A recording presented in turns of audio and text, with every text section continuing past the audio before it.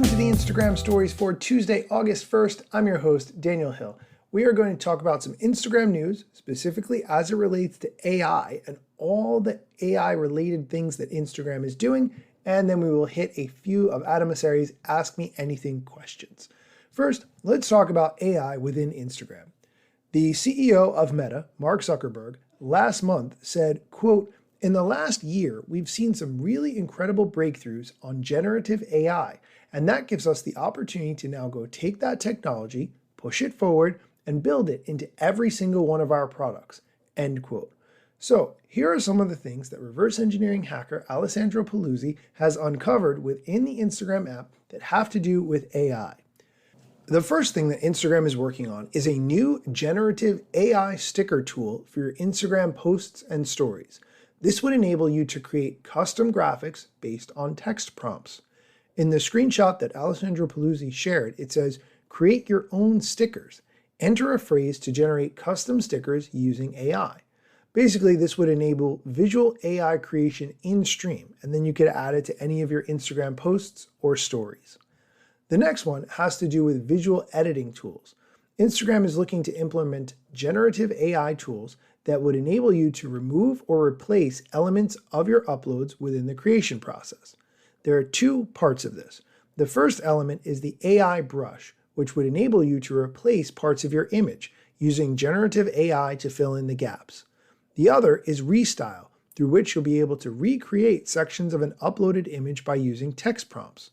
So some examples of this: if you want a different background, you could add in a description of the setting you prefer, and you'd be able to replace specific elements within the image using AI created alternatives.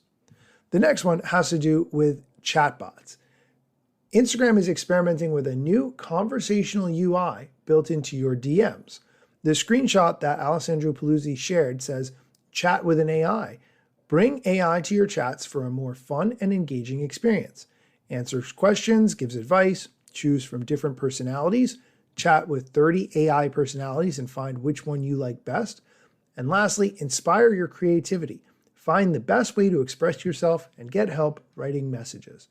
You would be able to summon this tool within your regular DM threads by typing @AI into the chat field. So you'd be able to ask questions about places to go for dinner, what movies are playing, random trivia, all within the DM conversation stream. And Instagram is also working on an AI-powered tool to summarize your DMs to save you time.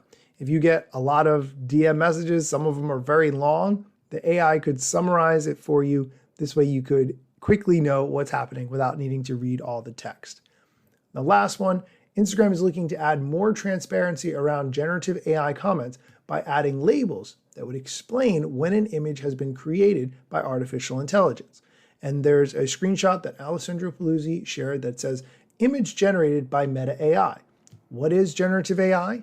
People use AI tools to create text, images, and video from single descriptions.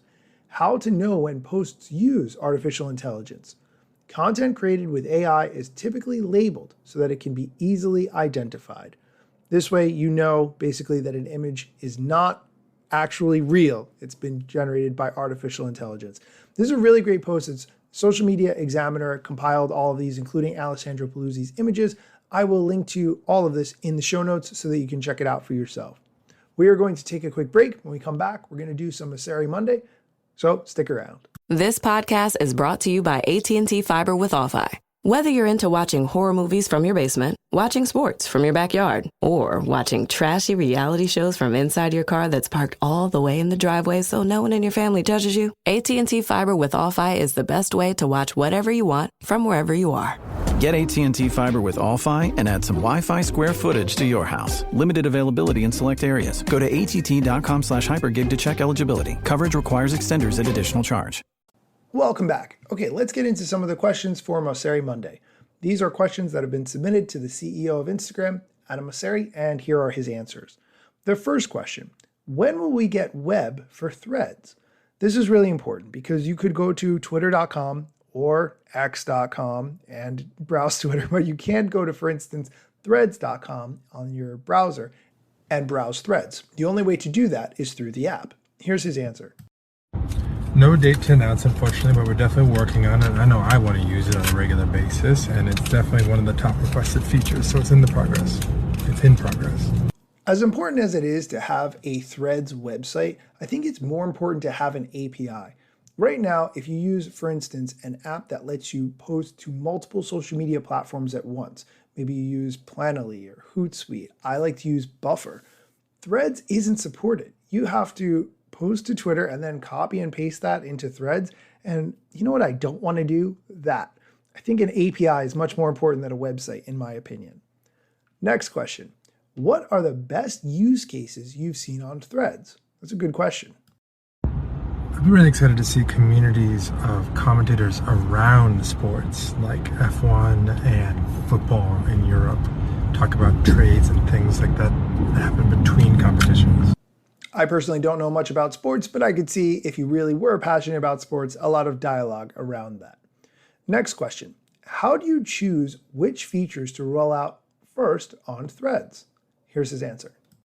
For the initial launch, we were just trying to do the simple thing first, and now we're trying to focus on things that we think are going to matter most to people and help the app the most, but also that we can get done the quickest. It makes sense to do it that way. You really do want to capitalize on all the news coverage because people are invested and they're following it quite closely right now. The next question, how can I find great content creators? Here's his answer. Two best ways I think I have found personally to find creators is check out your recommendations. So you explore a tab or your recs in your feed or reels and see if anybody posts something you really love. And check out people who you trust, who they follow. That's another great way to find some good discoveries. He didn't say my favorite way, which is go on TikTok. He didn't say that. He could have said that, but he didn't say it. Okay, that's going to do it for today's show. One quick question. If you know someone who is looking for a product manager, or you are looking for a product manager for your team, your company, if you could send me a DM, I would really appreciate it. Again, a product manager. If you know someone who is looking for one or you are looking for one yourself, please let me know. Be sure to come back tomorrow for more Instagram news or other social media news or something else that you need to know. Instagram news got you covered, sometimes even TikTok. Relevant platforms in the metaverse ahead of the wave without a break or a pit stop. Still waiting for Zuckerberg to give me the big job. Pause. Use trademarks and logos with Insta's permission, of course. If you like the show and you gain some good info, maybe leave a review. It's a type of applause. Just drop me a message if you want to collab. If you got some good content or you want to run ads, at Daniel Hill Media is where I am. TikTok, Facebook and Instagram.